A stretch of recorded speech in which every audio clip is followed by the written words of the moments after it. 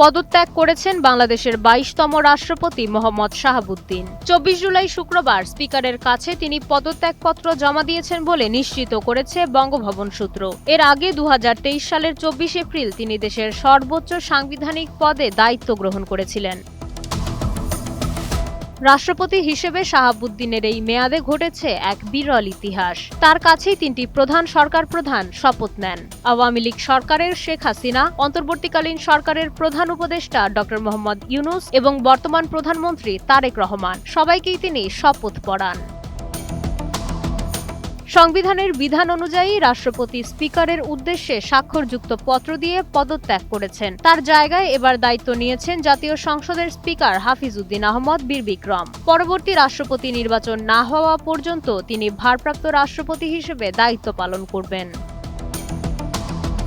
মাই শামালিহা, সময়ের আলো।